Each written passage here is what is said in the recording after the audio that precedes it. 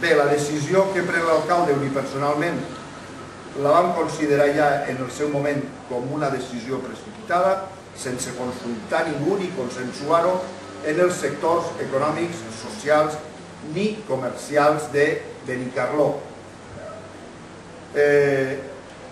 Va utilitzar una mentida per a justificar-ho.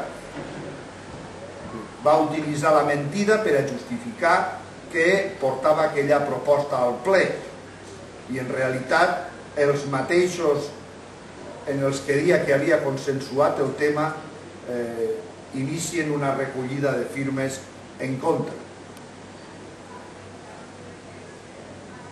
En tercer lloc, desconeix com a alcalde, i això és molt greu, que l'església de Sant Bartomeu i el seu patronatge és un fet cultural i religiós rellevant per als benicarlandos.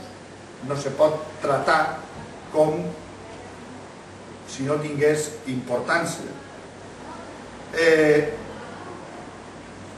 A la vista de que les xarxes socials i la recollida de firmes anava a bon ritme, anuncia la marxa arrere.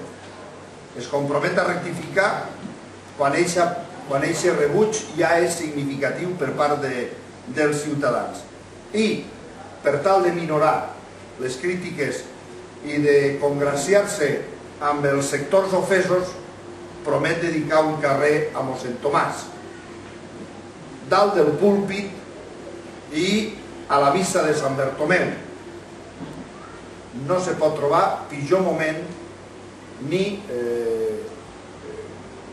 pitjor manera de tractar els temes públics, els temes municipals, com fent-ho dalt del púlpit.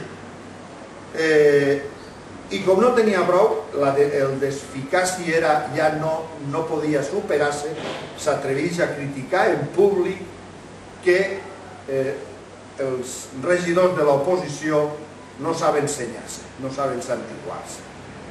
Nosaltres, el grup socialista no pot qualificar aquest fet més que d'esperpèntic, de falta greu a les llibertats individuals i religioses de cadascú, d'una mostra d'incultura, de confondre el terreny religiós amb el públic municipal i de vergonya aliena.